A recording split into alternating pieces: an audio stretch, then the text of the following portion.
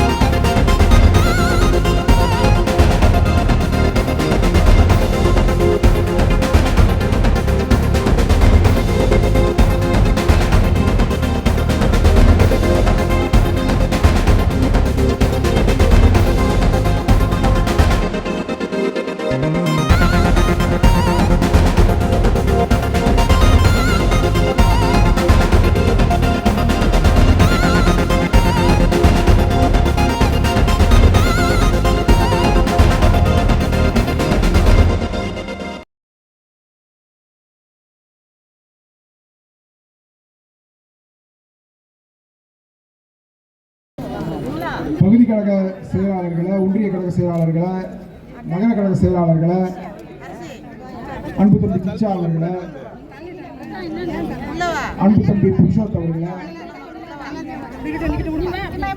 வருகை தந்து சிறப்பித்துக் கொண்டிருக்கிற பெரியோர்களை, தாய்மார்களை, உங்கள் அனைவருக்கும் என்னுடைய புதற்கண் வணக்கத்தை தெரிவித்துக் கொள்கிறேன். மாண்புமிகு அருமையண்ணன் எடப்பாடியாருடைய ஆணைக்கிணங்க நாடு முழுவதும் இது போன்ற கண்டன ஆர்ப்பாட்டங்கள் நடைபெற்றுக் கொண்டிருக்கிறது.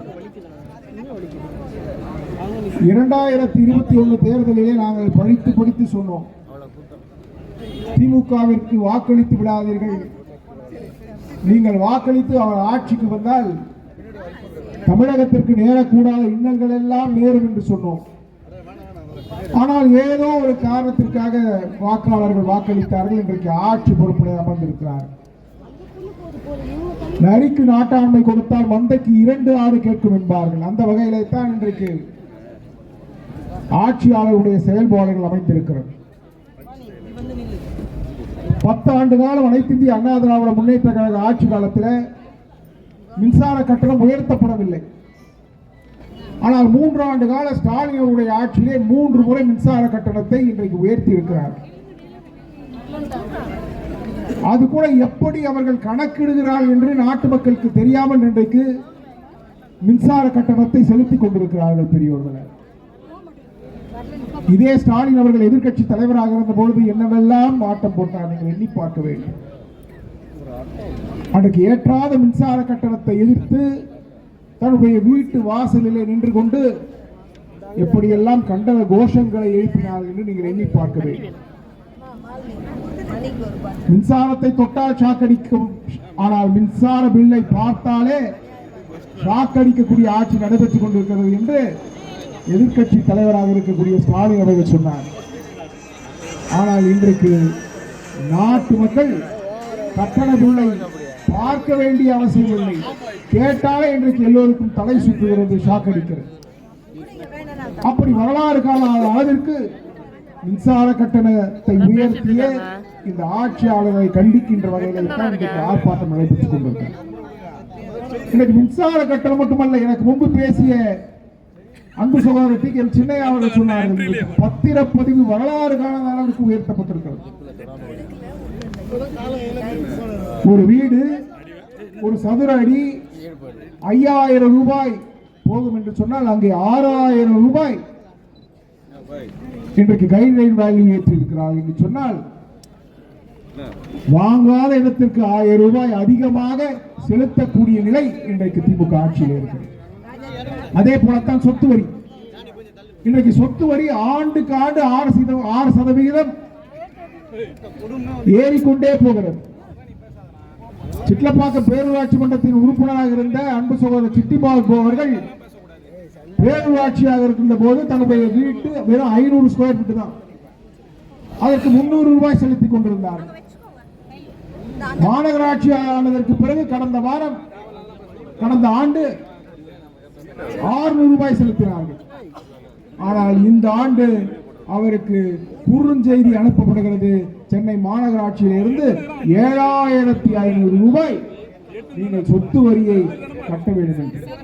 இன்றைக்கு சொத்து வரி செலுத்த வேண்டும் என்று சொன்னால் நமக்கு இருக்கக்கூடிய சொத்துக்களை எல்லாம் விற்றுத்தான் செலுத்த வேண்டிய நிலைமை இன்றைக்கு ஏற்பட்டிருக்கிறது. ஆட்சிக்கு வந்தவுடன் ஸ்டாலின் அவர்கள் என்ன சொன்னார்கள்? நாங்கள் ஆட்சிக்கு வந்து விட்டோம், வாக்களித்தவர்களுக்கு மட்டுமல்ல வாக்களிக்காதவர்களும் இவர்களுக்கு ஏன் வாக்களிக்கவில்லை என்று வருத்தப்படுகின்ற அளவிற்கு எங்களுடைய ஆட்சி இருக்கும் என்று சொன்னார்கள். ஆனால் இன்றைக்கு நிலைமை என்ன?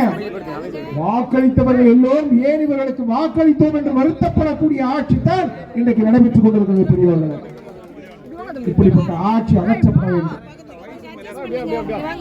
எனக்கு முன்பு பேசியவர்கள் எல்லோரும் சொன்னார்கள், தாம்பரத்தில் மண்டி கிடக்கக்கூடிய குறைகள் குற்றங்களை எல்லாம் எடுத்து சொன்னார்.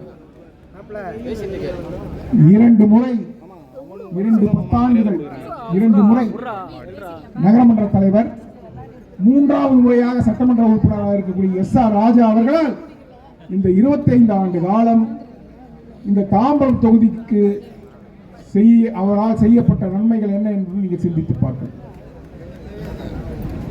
இன்றைக்கு தாம்பரம் தொகுதியில் இருக்கக்கூடிய ஏரிகள் எல்லாம் இன்றைக்கு கழிவு நீர் குட்டைகளாக விட்டது. மாண்புமிகு அருமையண்ணன் எடப்பாடியார் அவர்கள் சிட்லப்பாக்கம் ஏரிக்கு 25 கோடி ரூபாய் ஒதுக்கி இன்றைக்கு ஒரு குட்டி வேடந்தாங்களாக சிட்லப்பாக்கம் ஏரி இருக்கிறது என்று சொன்னால் அது அருமையண்ணன் எடப்பாடியார் அவர்கள் தான் காரணம். இன்னைக்கு பீர்க்கங்கரை ஏரிக்கு 14 கோடி ரூபாய் அண்ணன் அவர்கள் ஒதுக்கி அந்த ஏரியை ஆழப்படுத்தினார்கள், அழகுபடுத்தினார்கள். ஆனால் இன்றைக்கு அந்த ஏரியை போய் பாருங்கள், ஆகாய தாமரை மண்டி, அங்கே சாக்கடைகள் தான் இருக்கிறதை தவிர நன்னீர் இல்லை. இப்படி இவர்களால் உருப்படியான திட்டங்களை கொண்டு வர முடியவில்லை. அண்ணன் அவர்கள் கொண்டு வந்த திட்டங்களையும் ஒழுங்காக பராமரிக்கக்கூடிய திராணி இல்லாதவர்களாக இன்றைக்கு ஆட்சியில் இருக்கக்கூடியவர்கள் இருக்கிறார். நீங்கள் எண்ணி பார்க்க வேண்டும் பெரியவர்களை. மாண்புமிகு அம்மா அவர்கள் ஆட்சி பொறுப்புக்கு இருந்தார்கள். அண்ணன் எடப்பாடியார் 4 ஆண்டு காலம் பொற்கால ஆட்சியை வழங்கினார்கள். இந்த 10 ஆண்டு காலம் சட்டம் ஒழுங்கு பேணி பாதுகாக்கப்பட்டது. ஆனால் இன்றைக்கு அப்படிப்பட்ட நிலைமையா நீங்கள் எண்ணி பார்க்க.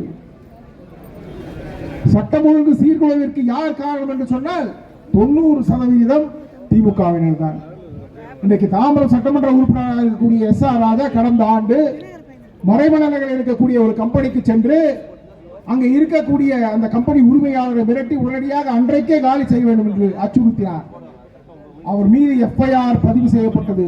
ஆனால் இன்று வரை எந்த நடவடிக்கையும் இல்லை. அதனைத்தான் அருமையண்ணன் தன்சிங் அவர்கள் கேட்டார், இரும்பு கரம் கொண்டு நடக்குவேன் என்று சொல்கிறீர்களே, இதுவரை எத்தனை பேர் மீது உங்களுடைய இரும்பு கரம் அடக்கி இருக்கு? கடந்த வாரம் அவருடைய மைத்துனர் காமராஜ் அவர்கள் ஒரு நெடுஞ்சாலைத்துறை அதிகாரியை அடிக்க பாய்கிறார், அச்சுறுத்துகிறார். இப்படி நாட்டிலே நடைபெறுகின்ற சட்டம் ஒழுங்கு சீர்கேட்டுக்கான காரணம் யார் என்று சொன்னால் திமுகவினர் தான்.